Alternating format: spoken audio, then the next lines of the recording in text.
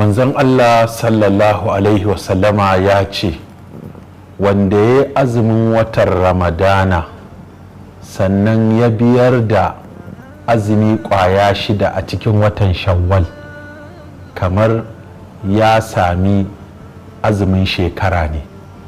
Me ake nufi da azumin shekara?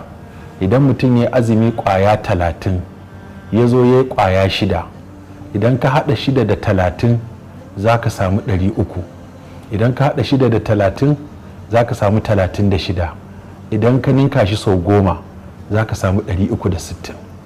Wato wata ni'ima ta Allah shine wanda ya zo da kyakkyawa guda ɗaya Allah zai ninka masa ita sau 10.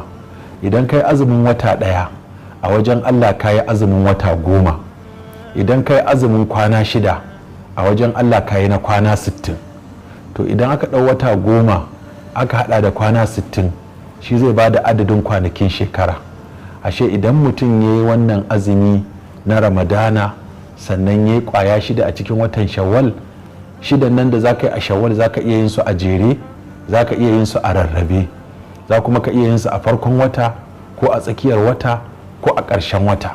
Domin annabi sallallahu alaihi wasallam ya wanda ya azumin watan ramadana, kaga azumin watan ramadana zai iya zama 30, zai iya zama 29, sannan sai kai kwaya 6 a cikin shawwal, bai ce a jere ba, bai ce a rarraba ba, bai ce a farko ko a tsakiya ko a ƙarshe ba. Duk sanda ka samu dama kai wannan azumi to Allah ta'ala ya ce alƙur'ani man ja'a bil hasanati falahu asharu amsalha, wanda ya aikata kyakkyawa guda ɗaya a wajen Allah yana da 10. Kaga ashe hikimar da ta sa kenan annabi ya ce ai azumi kwaya 6 a cikin watan shawwal, idan an hada da ramadana an samu ladan shekara guda. Allah ya bamu wannan lada ya kuma karbi ibadanmu.